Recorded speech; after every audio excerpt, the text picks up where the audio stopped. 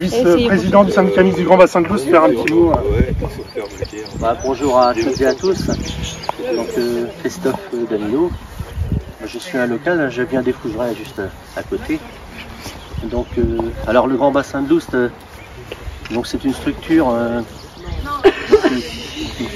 collective, donc qui représente 11 EPCI et 128 communes et qui a pour objectif, pour mission, entre autres, de réintroduire du bocage, replanter des haies sur des talus si possible, puisque nous avons des enjeux anti-érosifs.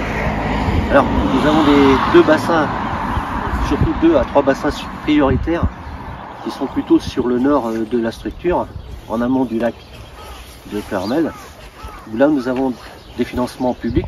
Par contre, ici nous sommes sur un territoire où on est obligé d'avoir des partenaires, et c'est pour ça, des partenaires privés, et c'est pour ça que nous adhérons depuis quelques années à l'AFAC, l'association française, je crois, pour l'arbre champêtre, il me semble.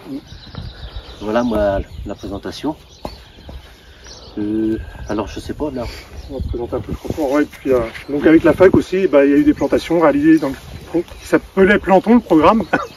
Maintenant c'est avec le Fonds pour l'arbre, où la Fondation Hydrocher aussi participe au financement de plantation de haies, qui complète justement sur les zones qui ne sont pas prioritaires au titre du programme Bresse-Bocage sur notre territoire. Donc je me représente peut-être Laurent Greneux, donc responsable technique du syndicat. Donc on a profité de cette démonstration de taille de formation de haies pour faire la remise des prix du concours général agricole sur les pratiques agroécologiques et volet agroforesterie. C'est un concours qui est assez récent, qui se fait dans le cadre du concours général qui se passe au Salon de l'Agriculture, qui était expérimental en 2019 et qui a été lancé sur certains territoires en 2020-2021. 2020, il y avait le Finistère. 2021, il devait y avoir le Morbihan, mais il n'y avait pas de candidat, parce qu'il y avait un seul candidat. Donc c'est Michel qui est là, qui était tout seul. Donc ça a été annulé. Et donc alors l'édition qui s'appelle 2022, puisque les prix vont être remis en fin de semaine au salon. Nous on a organisé le concours au niveau local, qui était ouvert à tout territoire intéressé. Et donc on s'était positionné avec la Chambre d'agriculture comme co-organisateur du concours sur le territoire du Grand Bassin de l'Oust. Donc on avait lancé ça donc au mois de mai des inscriptions l'an dernier. Et donc on avait eu 5 candidats qui se sont inscrits, donc 4 il y avait 2 catégories implantation, et puis donc c'est pour des haies qui avaient plus de 4 ans mais moins de 10 ans. Et la catégorie gestion, c'était des plus de 10 ans. Donc Michel était sur la catégorie gestion, mais il était tout seul. Et donc autrement, on avait donc Laurent Mignet, donc Guillaume Mignet, donc Frédéric Barre qui était sur la catégorie implantation. Et on avait également une autre personne donc, qui n'est pas là aujourd'hui. Donc on avait 4 personnes sur ce volet implantation. Donc il y avait eu une fusion quand même des 2 catégories. Mais on s'est aperçu au moment de la notation, c'était difficile d'avoir quelque chose d'équivalent entre de l'implantation et de la gestion. Donc on avait mis l'exploitation Michel plutôt hors concours. Mais ça a été quand même un coup de cœur du jury sur les pratiques qui étaient mises en place. Alors je vais juste reprendre rapidement ce qui avait été dit. Le jury saluait la démarche de précurseur. Qui s'est amélioré au cours du temps pour aboutir à un système écologiquement performant, qui contribue à l'atténuation du changement climatique, au développement de la biodiversité. Donc tous les volets de la démarche de l'agroforesterie étaient remplis, de l'implantation, la gestion, suivi, la diffusion des pratiques également. Et donc c'était le coup de cœur du jury, et le message qu'avait dit Michel. C'était une exploitation bocagère et herbagère. Chez lui. Donc voilà pour tout été hors concours. Et puis donc on a quand même Valérie. Il n'y a pas de prix, mais il y a un livre qui est offert par la Fondation Hydrocher. Donc au nom de l'arbre. Compteur Robert. Ok, merci au jury et à la Fondation. Je sais pas si Tu as consulté le livre de chevet, c'est ça, oui? Ouais. Donc, au nom de l'arbre, hein, donc on est vraiment dans le sujet, donc c'est pour ça qu'on avait... Ok. Merci beaucoup.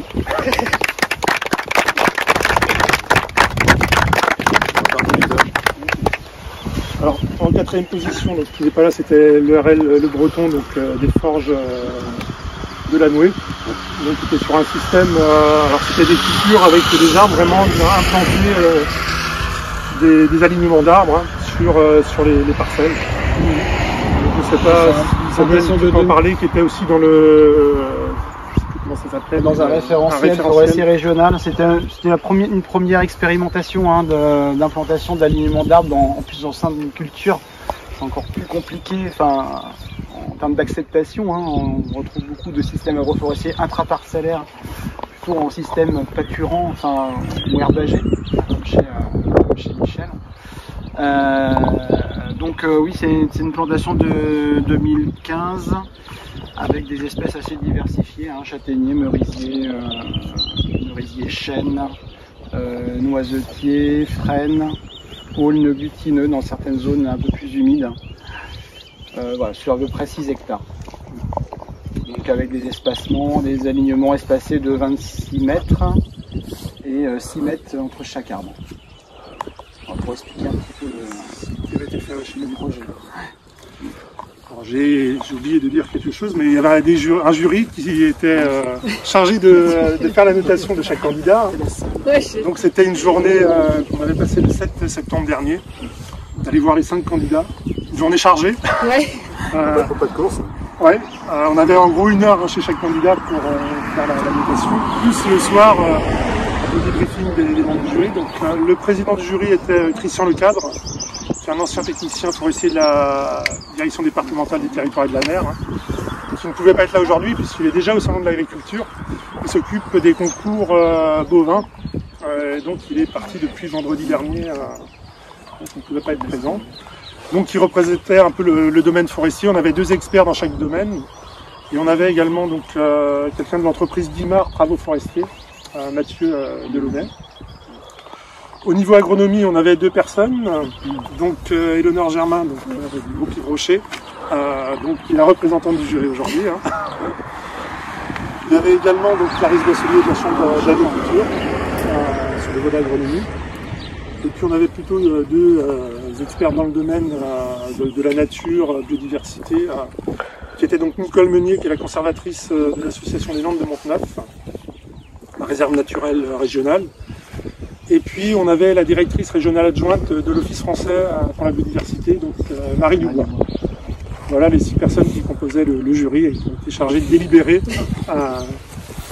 pour le concours. chaque visite dans le quart. Ouais. Donc on voyait ça, c'est vrai qu'on était bien dans le quart. Ouais, c'était parfait, ouais. Donc on va passer aux 3 diplômes qui vont être remis. Le 3e prix d'équilibre agroécologique. Oui. J'allais faire Christophe. Ouais, donc je l'ai appelé Frédéric Dard. Donc au nom du syndicat mixte du Grand Bassin de Moust, je vous remets donc le 3e prix décerné par le jury départemental. Du territoire. Voilà.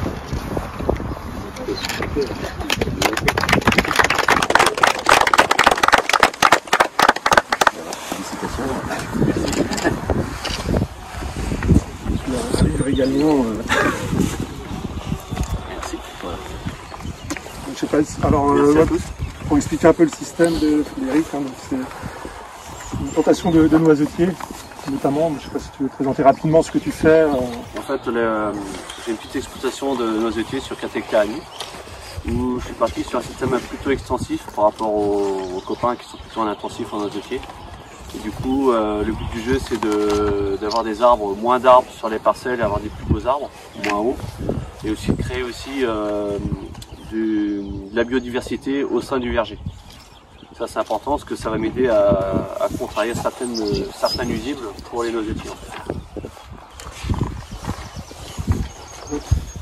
Et donc, ouais, alors c'était la motivation et puis compliqué hein, pour qu'on en évoquait tout à l'heure, hein, pour récupérer un peu de terre, pour pouvoir se développer. Hein, Parce qu'il y a de la valorisation derrière aussi. Voilà, parce qu'en fait, on cultive la noisette et aussi on la transforme derrière, sous le nom de Dili Noisette. En fait.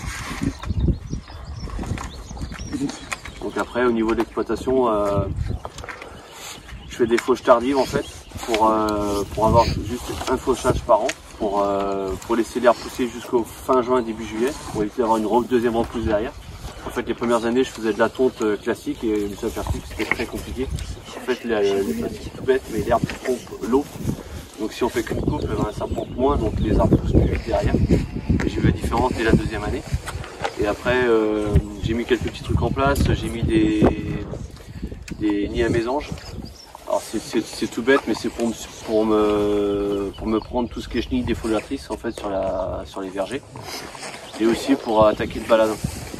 J'ai mis ça et autrement j'ai mis des perches à rapace. Ça c'est pour les mulots, pour éviter qu'ils me mangent les racines des arbres en fait. Donc et ça marche plutôt pas mal. La journée j'ai des quesserelles, des buses. Et la nuit j'ai de la chance où je suis, là où est le bâtiment, j'ai un couple de moyen du camp. Tous les soirs l'été on a moyen de les voir. Ça c'est ça. Ça change. Merci Frédéric. Merci. On va poursuivre. Ça va être pour le deuxième prix. Avec Guillaume.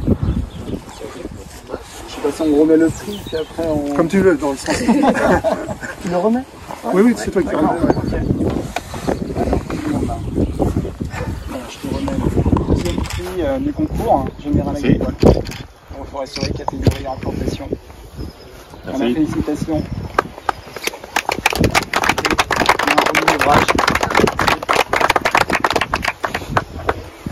Voilà, je sais pas si tu veux un petit peu expliquer ton système ou je... Ouais, bah, exploitation. C'était plus facile pour toi de l'expliquer que... Ouais, exploitation en pondeuse, donc on a participé au concours du coup via le parcours des poules biologiques, avec des haies plantées depuis plusieurs années, de la jachère fleurie et des vergers également. Donc pour nous c'est important aussi d'avoir de la biodiversité sur le parcours pour favoriser la sortie des poules et que tout se passe bien aussi pour les poules dehors. Donc il y a de la gestion des haies et puis les fruitiers et les jachères fleuries. Donc ce sont des pommiers haute tige que tu as implantés, avec des bandes florales, enfin un mélange un peu floraux. Mélange jachère fleurie, ouais. Jachère fleurie entre ces lignes d'arbres. C'est ouais. ça. Et les fauches de l'herbe et les récoltes de l'herbe aussi. C'est pour bien montrer effectivement il y a différents modèles, même dans chaque lauréat, on est complètement dans des systèmes différents. Enfin là on est plutôt en parcours volaille. Donc c'est vrai que ça. Bien entendu la plantation de parcours arboré aujourd'hui ça devient même quasi systématique aujourd'hui chez ceux qui font de la poule plein air ou donc pour bien entendu donc apporter une protection par rapport aussi au rapaces, protection aussi par rapport à l'ensoleillement, c'est ça. Et puis apporter aussi une nourriture aussi complémentaire. Oui, c'est ça aussi, surtout pour les jachères fleuries, ça permet aussi aux poules d'aller explorer le parcours un peu partout. C'est ça. Donc, je reviens un petit peu sur les commentaires qui ont été faits suite à la délibération. Le jury salue la démarche globale et engagée par Guillaume Minier pour réaliser un aménagement agroforestier de qualité avec une bonne intégration de la dimension paysagère et esthétique. On peut voir d'ailleurs l'exploitation quand on passe sur la Cadois. Ouais, elle se situe à Augan, on la voit bien. Il y a eu un petit bémol, bon, léger. Je devrais pas le dire. Il conviendrait de laisser se développer la strate herbacée sur la ligne de plantation avec une diversité d'espèces. Il pourrait envisager d'optimiser la continuité écologique en densifiant les lignes de poiriers, ce qui permettra une meilleure exploration du parcours par les poules.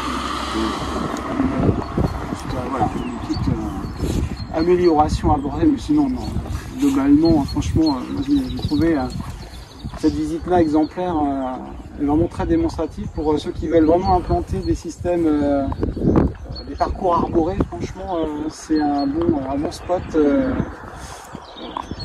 trouvé donc chez Guillaume. Merci. Voilà. On va poursuivre avec le premier prix. On demande à Eleanor qui va remettre le premier prix. On va du coup à Laurent. Voilà, je te remets le premier prix de ce concours dans la catégorie amputation. Félicitations. Merci.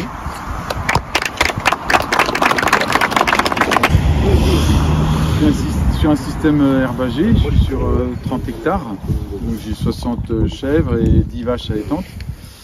Et j'ai déjà une quinzaine de kilomètres de haies bocagères, assez anciennes.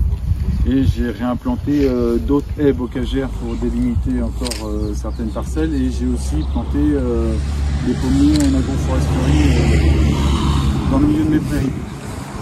Voilà, donc moi j'ai implanté tous les 35 mètres, en fonction que c'est adapté à mes outils que j'utilise. Et après tous les 10 mètres. Et voilà, donc moi je suis surtout sur un système, je suis élevage quoi, je fais pas de culture, c'est que de l'herbe. Donc après, moi je suis sur de l'entretien de mes linéaires, du coup je laisse pousser l'herbe entre les arbres. Je mets juste le fil pour que les animaux mangent pas l'arbre. Voilà. Après le bois sur les haies bocagères, du coup j'utilise pour le chauffage, essentiellement. Voilà. Et du coup, les haies, moi, ça me permet d'avoir de l'ombre pour les animaux, ça me permet d'être un coup de vent, c'est aussi de la nourriture, ça développe aussi la biodiversité, c'est des stockages d'eau, Transforme en jus de pomme aussi, du coup. Et après, pour les pommes, moi, je fais du jus de pomme, qui est une activité encore, en plus des chèvres à des vaches. Donc du coup, c'est pour ça que j'ai essentiellement planté en agroforesterie des pommiers. Voilà. C'était un des critères en fait du jury, à la fois la diversité en termes d'activités, donc les chèvres, les vaches, les pommes, la sève de bouleau, je crois, je me souviens également. Enfin, il y avait énormément mais lié du coup à la diversité des essences, etc., de tout ce qu'il y avait. Et lui, on avait déjà un beau patrimoine bocager, et tu as continué à l'alimenter, donc c'est assez dense au final en termes d'implantation, mais ça fait un système très riche avec du coup plein d'usages de la haie, donc tu l'as dit, pour les vents, pour la circulation de l'eau, l'ombre, du coup jus de pomme, la sève de bouleau, le bois, enfin voilà, c'est vraiment un système très complet. Et d'un point de vue biodiversité, juste sur la haie, en fait, ce qu'on a beaucoup aimé, c'est un peu la libre évolution. Donc on voyait des repousses spontanées des différentes essences, des essences évidemment locales et adaptées au contexte. Donc voilà, on trouvait que c'était vraiment une approche très complète du système. C'est vraiment pour ça qu'on a apprécié je laisse la repousse spontanée parce que du coup, ça, je sais que si la plante ou l'arbre pousse, c'est que lui, il est adapté. Après, quand on réimplante, souvent, ça peut être des plantes qui ne sont pas adaptées à notre sol, à notre milieu. C'est pour ça que je favorise la repousse spontanée. Et puis en même temps, c'est le boulot.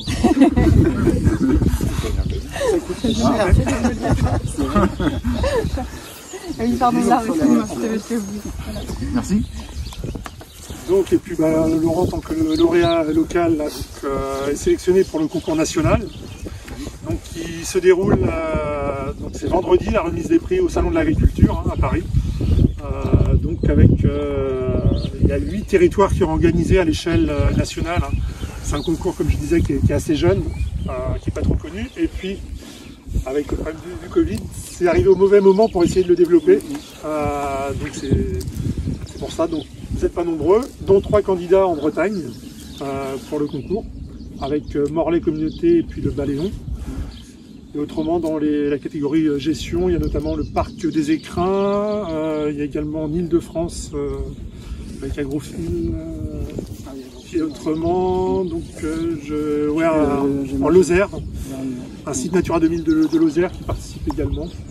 Et j'ai oublié le dernier, mais donc 8 territoires au niveau national. Donc on aura une réunion d'échange entre les territoires organisateurs et les lauréats le matin, et remise des prix l'après-midi. Donc on verra. c'est déjà fait, mais on ne sait pas qui est le lauréat. On aura la surprise vendredi. De savoir qui l'aura. Et donc on compte continuer à organiser le concours. Là, alors, ça sera le concours 2023, puisque les prix seront mis en 2023 sur l'agriculture. Mais dès cette année, là, donc, on a inscrit déjà le territoire pour continuer à l'organiser. Sans doute que sur la catégorie gestion. On va essayer d'alterner une année implantation, une autre année gestion. Puisque ça faisait déjà une journée bien chargée, on n'imaginait pas faire 2 jours comme ça. C'était pas simple. Et mobiliser les jurys qui sont bénévoles. Donc on partira sur de la gestion. Donc si Michel est partant, on aura vraiment une catégorie gestion. Ils sont encore paysans, c'est ça? Ouais. A priori, oui. Qui va être mise en place. Et donc il y aura visite du jury sans doute entre mi-mai et mi-juillet. Pareil qu'on remise des prix l'année.